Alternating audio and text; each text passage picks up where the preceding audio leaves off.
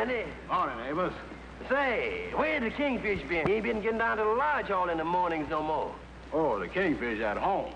He and Sapphire listen to a program on the radio, the Happy Harringtons. Oh, yeah, radio's happiest couple. Oh, they wouldn't miss that program for the world. They really love it. Well, Harriet, I see our time is up once again. I must say goodbye to all our charming friends. That's right, darling. And until tomorrow, this is Harriet. And Harry saying Goodbye. And stay happy. George, I can't get over how much more pleasant things has been since we've been listening to the Happy Harringtons. Yeah, it's made a difference around here. Breakfast more pleasant. Yeah, honey, they done something for us. I thought the Harringtons was particularly wonderful this morning. Well, I thought they wasn't as good as usual. I thought they was a whole lot better yesterday morning. Oh, I thought they were so much better today. But then we all entitled to our own opinion. Because I thought Harry was just wonderful. Just wonderful. Well, as a matter of fact, now that you mentioned it, the boy sort of got on my nerves this morning. He got on your nerves? And just how did he do that? Well, I don't know. Sometimes the boy seemed too happy. Yeah, as a matter of fact, sometimes he's so happy that I got a sneaking suspicion that they ain't married at all. Now, what is it now? You are one person who could certainly learn something from Harry Harrington. He's pleasant and jovial all the time. Sure happy.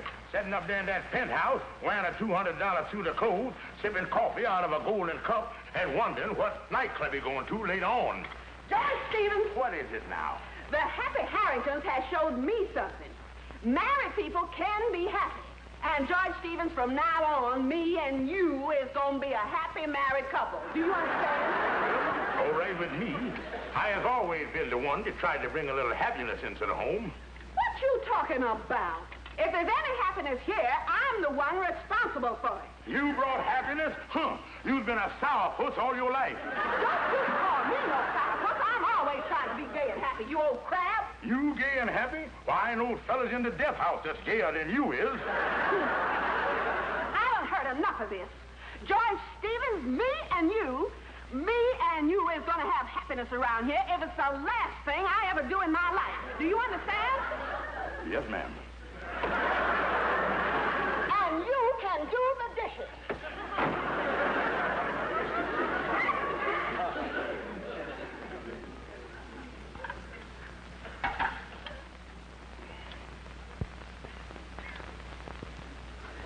Yeah, Andy, that's what I like about the lodge hall. Here I has peace and quiet. Here I has comfort. Here I has friends. And here I has relaxation. Here I have the ace of diamonds. That's No, Andy, I mean it. You don't know what it's like, boy, being married and trying to find happiness. The two just don't go together. Yeah, I guess you and Sapphire was fighting even before Dempsey and Furpo. You ain't had much happiness, did you? No, Andy, I'm afraid I ain't. Now, that's something I wouldn't want brooded around. But on our honeymoon, Sapphire and I had our first argument. She laid me out cold with a vase. Knocked you out on your honeymoon? I was unconscious 3 days. Andy, I hate to say this, but them were the 3 happiest days of my married life. Well, it's a funny thing. You listen to the radio to people that's happy and you so unhappy. You two is growed up, but you's acting like a couple of children in your infantry. Well, Andy, maybe I've been too touchy. Maybe I've been super sensitive.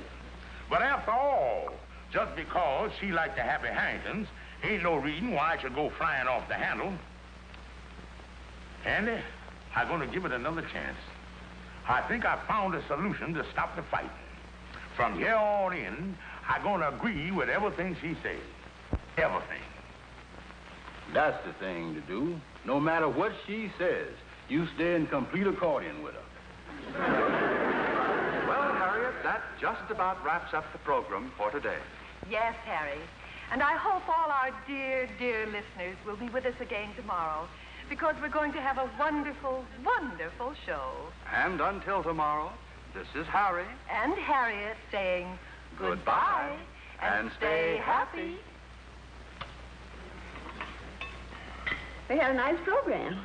They certainly did. They did that. I agree with you 100%. They did that. That was a cute little number they done together, wasn't it? Cutest little number I ever heard. I agree with you completely. I do that. I do that. And it was a cute story, wasn't it, the way they found that little French poodle in Paris? The cutest story I ever heard. I agree with you 100%. I do that. I do that. What's the matter with you, George? Ain't you got no mind of your own? Well, I'm only agreeing with you. You could at least express an opinion of your own. Must I tell the whole conversation? Well, now, honey. You sat there and heard the whole program. Ain't you got no opinion, no ideas on it? Well, now that you spoke of it, I think Harriet was a little... That's ridiculous. Honey, I'm only agreeing with you. I don't want you to agree with me. What am I, a child that I have to be humored? Do you think I'm stupid? All right, so you're stupid. The program was the worst mess I ever heard. So, you've never liked the Harringtons, have you? All these mornings you've been sitting here listening to it and pretending to like it. Now, wait a minute, Sapphire. George Stevens, you've been living a lie. That settles it. You're the most impossible woman that ever lived. Don't you shout at me. I'll shout at who I please. This is my house, and a man's home is his castle.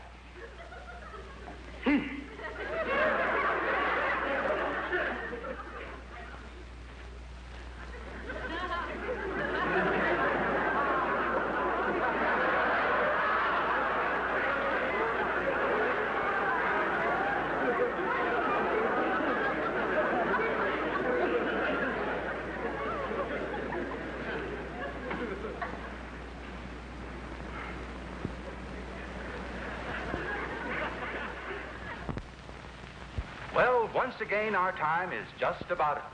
Yes, and I hope once again we have made your breakfast a little bit happier. And I hope this breakfast has been the same delightful, happy occasion for you as it has been for us. Yes, dear listeners. Every morning we try to make breakfast just a little more enjoyable for all you happy couples everywhere. And until tomorrow, then, this is Harry. And Harriet saying goodbye. And stay happy. Join us tomorrow when we will once again present the Happy Harringtons. This program was brought to you through the courtesy of...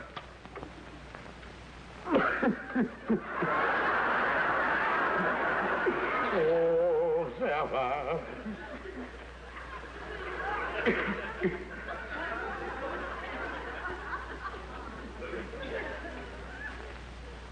Yes, Amos. He actually broke down and cried. No, that's a shame. The saddest thing I ever see, the poor kingfish blubbering all over his poached eggs. You know, since they've been listening to the Happy Harringtons, they's worse than ever. Well, I wouldn't blame the program. You know, it's just too bad that Sapphire and the Kingfish couldn't be more like the Harringtons. Yeah, well,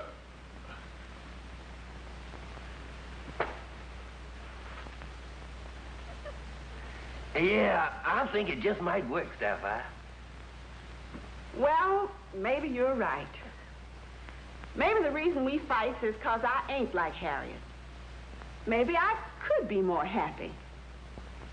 Amos, I'm going to try. I really am. Oh, that's nice. Amos, I think you got something there. That's right, Kingfish. If you tried being like Harry, maybe Sapphire going to turn out to be just like Harriet.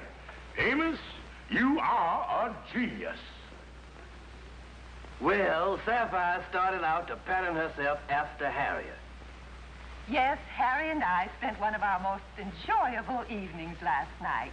Didn't we, Harry? Oh, indeed, we did. We had an early dinner at the Stork, and then Harriet and I joined a party of our friends for the horse show at the garden. Yes, and coming home, I was positively famished. And we stopped in at the quaintest little place right off Madison. It was simply exquisite. And she really got some good pointers. And the Kingfish didn't waste no time to pattern himself after Harry. Harry and I were at home last night, to a small group of our most intimate friends. Yes, one of the most stimulating evenings we've spent in a long time. Charming friends, delightful conversation. Oh, the conversation fairly sparkled with tidbits about the theater. And we chit-chatted for hours with Colonel Thorndyke. He's the one who was on that diplomatic thing, you know. And you had the apartment just perfect. One mass of flowers. Just a perfect evening, my dear. And the Kingfish picked up some pointers, too. Let's see here. Flowers, candy, nightclub, charming friends, compliments, tea, lawn party, croquet, horseback riding, charming friends. Well, most of that sounds all right. But you got croquettes here. Do eating them make you happy? Oh, Andy, that's croquet. It's a game played with polo ponies. Oh, yeah. Yeah, but with the Happy Harringtons is their social life. They're always talking about being at the opera with Noel and chit-chatting at the theater with Tallulah. In other words, that's one of the reasons they are happy, because there's always chit-chatting with charming friends. So me and Sapphire gonna start chit-chatting with charming people. Well, there's only one catch there, Kingfish. You don't know this fella Tallulah. Where are you going to get these charming and cultured people you was going to chit-chat with? Well, Andy, that's where I'm going to have to cut a few corners. I want you to get a hold of one of them gals of yours, and you and her is going to be my charming circle of friends for the evening. Me get a hold of a gal? That's right, but be sure it's the right type. Cultured, charming, and refined. I got just the right gal. Rosemary DeWinters. Good, good.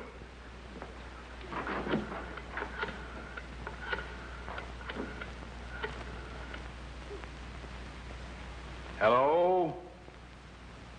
May I speak to Miss DeWinters, please? Oh, I see. Well, when she gets off to Mango, will you have her call Mr. Brown?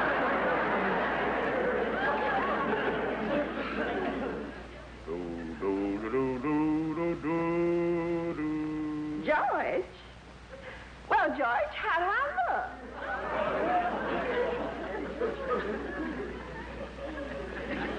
Well, honey, you look too wonderful. Yes, too wonderful. Oh, Georgie, you're an angel.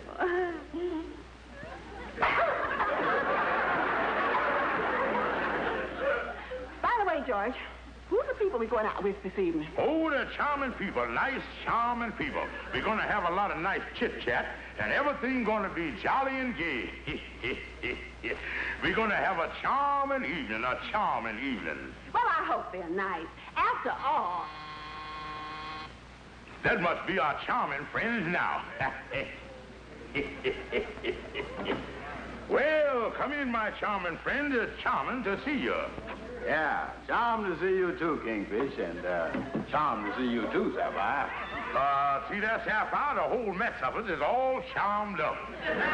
Good evening, Andy. Sapphire, may I introduce you up with Miss Rosemary DeWinters? She's going to be my fiancée for the evening. How do you do, Miss DeWinters? Hello, Mrs. Stevens. Well, glad you charming folks got here. Can I take your wrap, Rosemary? Thank you, Mr. Stevens. Rosemary, you better put your wrap back on. You done lost the top of your dress. Oh, Andy, silly. This is the new strapless model that they're wearing now. Yeah, and mighty pretty, too. Sapphire can't wear them things on account of her protruding collarbone. She's coming last year when she listened to Watchstone. Only trying to make conversation, honey. Just trying to make conversation. Well, we are due at the nightclub at 8. Won't you all have a little snack? Oh, yeah. Mrs. Stevens, I don't like to hurry you, but it is rather late, isn't it? What do you mean? Well, we're going to leave for the club in about 5 or 10 minutes. Don't you think you'd better start getting dressed? Well, Dressed? Oh, yes. You don't want to go to a nightclub in that old house coat. I am dressed. And if you want to know my opinion, I think I look about 4 times as attractive as you do. Well, I can't think of no better time than now to start chit-chatting. Talk of interesting things, like the art, the opera, the museum, and all that kind of stuff. Well, is everybody comfortable? Good. Now for some interesting chit-chat. Yeah. Are you comfortable there, Rosemary? Yes, I am. Yeah. Are you comfortable in that chair, Sapphire? I have been for 20 years. The chit-chat seems to be dragging a little bit, don't it? Ain't nobody been to the opera or the theater lately? Yeah, I was at the theater last night. Oh, the theater, huh? Well, tell us about it. Well, the first thing, Bubbles Levine come out on the runway and Well, so much for the theater. I guess we better be getting on. Yeah, let's get going. I've had enough of this chit-chat. I think we've been sitting here long enough. I'll get my coat.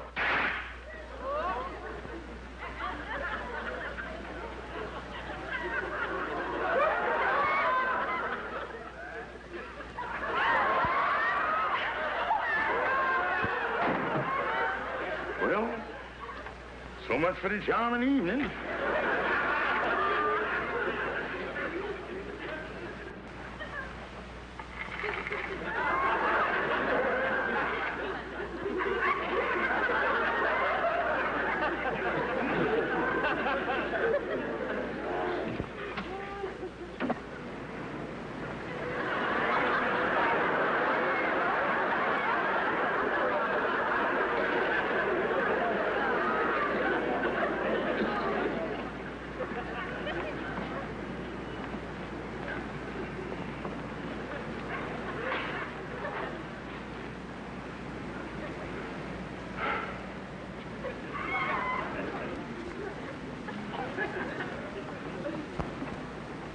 Well, Andy, what's the latest between Sapphire and the Kingfish this morning?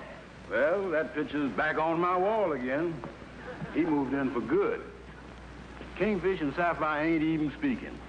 Well, this is the worst mess I ever heard of. I guess by now Sapphire and the Kingfish has had enough of the Happy Harringtons. Yeah, the poor Kingfish is desperate. He went over to Algonquin J. Calhoun to see if there ain't some way out of this mess. Well, see you later, Amos. Okay, Andy. Calhoun, I'm desperate. That's the reason I come to you. I got to get some good sound advice from some intelligent person. Well, now, I'd like to help you, Kingfish, but I don't know nobody like that. No, Calhoun, you. What? Oh, yeah. Look, Kingfish, I don't see no reason why you and your wife have to fight all the time. I don't see no reason why you and Sapphire can't be happy. You don't, huh? No, sir. Let's examine the situation here. After all, you has got a wife who is you is an intelligent... she got a personality that... your character is of such that both of you together is... Kingfish, you're a lot worse off than I thought you would. Listen, Calhoun, I is desperate. We've tried everything. We even tried being like the Happy Harringtons. We done everything they did, and we are fighting worse than ever. Well, now, maybe you done it, but maybe you ain't done it like they done did it. Yeah, maybe you're right. Maybe them Harringtons done got some secret of happiness that I can't get a grip on. I wonder what they got there. Oh, well, if it's the answer you was after, the thing is simple. Go right to the Harringtons and ask them. Calhoun, I'm going to do it. I'm going to see if I can't get Sapphire to go down to the radio station with me tomorrow morning and talk with the Happy Harringtons. Yeah. Look, Sapphire, don't hang up. Please do this for me. Please go with me to see the Happy Harringtons. Well, all right, George. I'll meet you at the broadcasting studio in the morning. I just hope it works out. Oh, thank you, honey. Thank you. I'll meet you there at 8 o'clock in the morning.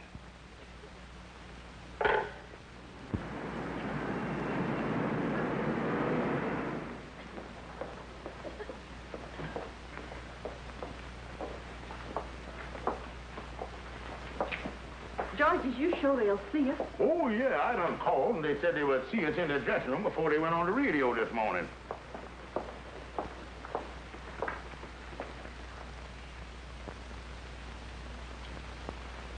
Well, here goes. George, I hope they can help us. Oh, don't worry, don't worry. They say they're always happy to talk to members of their great radio family. That's what they said. I hope we find out their secret of happiness.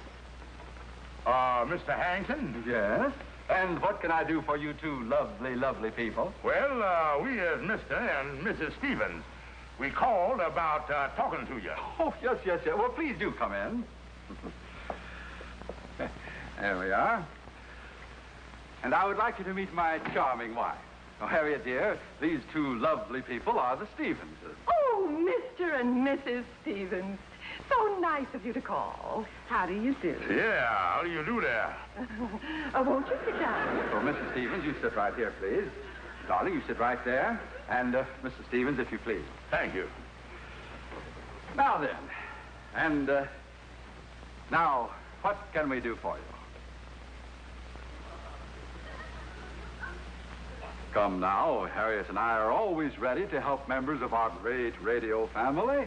Aren't we, Harriet, darling? That's right, Harry, sweetheart. Well, the thing in a nutshell is, well, me and my wife would like to know where you all get all this happiness from. Yes, could you just tell us something that would make us as happy as you? Well, maybe we could. You see, we feel that cooperation and understanding are the keynotes to a happy marriage. You see, Mrs. Stevens, years ago when I got the idea for this radio program and sold it to the network... Oh, Harry, dear. Yes, Harriet, darling? You said you got the idea. If you remember, darling, the idea for the program was mine. Oh, yes. Yes, that's right, sweetheart. Well, what I meant to say was when I took the program and sold it to the network... Oh, Angel. Yes, dear. Both of us took the program to the network. But, honey, if you'll remember, I was the one who did the talking. But, Lamb, I was the one who told you what to say. Oh, dear, I don't like to disagree with you, but the truth of the matter is, it was my idea from the start. Your idea? You never had an idea in your life. Don't you laugh at me, Miss Big Mouth. Don't you call me Miss Big Mouth, you smirking oaf. How dare you call me smirking oaf? How did I choose, you fathead? Fathead? Oh, I've a good mind to... You lay a finger on me and I'll flatten that pinhead of yours. Excuse me, please. But would you all mind stopping to fight long enough to tell us where you get all this happiness from? You keep out of this. Now, who's calling who? Oh, I've a good mind to wring that scrawny neck of yours. I'll fix you. Let me get my hands on you.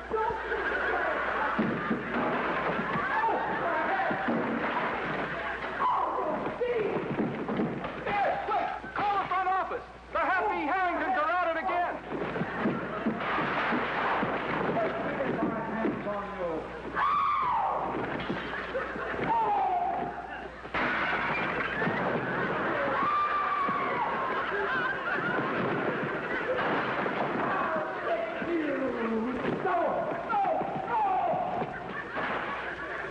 Good morning, ladies and gentlemen.